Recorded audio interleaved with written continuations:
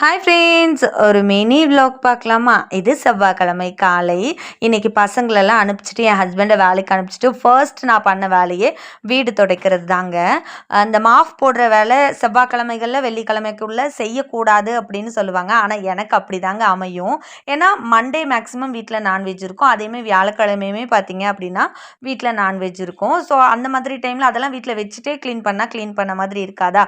So அது என்ன டியூஸ்டேவாக இருந்தால் என்ன, ஃப்ரைடேவாக இருந்தால் என்ன, எல்லாம் மனசு தாங்க காரணம். சுத்தமாக இருக்கிறதுக்கு ஏதுங்க கிழமை அப்படின்னு நானே என்னோட மனசை தேத்திப்பேன். வீட்டில் தனியாக இருக்கிறதுனால அப்படியே பாட்டு கேட்டுகிட்டே வேலை செஞ்சோம் அப்படின்னா நம்ம கூட யாராவது இருக்கிற மாதிரி தோணும், தனியாக இருக்கிற மாதிரி தோணாது. நீங்கள் இந்த வேலையெல்லாம் 1 நிமிஷம் 1.5 நிமிஷத்தில் பார்த்து முடிச்சிடுறீங்க. ஆனால் க்ளீனிங் வேலை அப்படின்னு ஆரம்பிச்சிட்டாலே அந்த நாள் ஃபுல்லாக இருக்குங்க. எனக்கே கிட்டத்தட்ட ஒரு 10:30 அந்த டைமில் இந்த வேலையெல்லாம் ஆரம்பித்தேன். ஈவினிங் ஒர்க் முடியும் போது 4 மணி ஆயிடுச்சுங்க. ரீசெண்ட் டைமில் எங்கிட்ட நிறைய சேஞ்சஸ் இருக்குதுங்க. நான் நிறைய பக்குவப்பட்டிருக்கேன் அப்படின்னு நினைக்கிறேன்.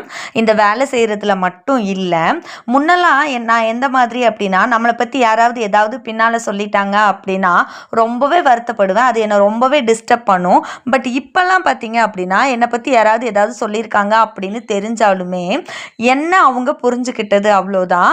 ஸோ அவங்களுக்கு நான் புரிஞ்சுக்கிற டைமை கொடுக்கணும். கண்டிப்பாக அவங்க நம்மளை பற்றி புரிஞ்சுப்பாங்க. ஒருவேளை அவங்க கடைசி வரைக்கும் புரிஞ்சுக்கவே இல்லை அப்படின்னாலும் அவங்களோட புரிதல் அவ்வளோதான் அப்படின்னு அதை ஈஸியாக கடந்து போயிட முடியுது.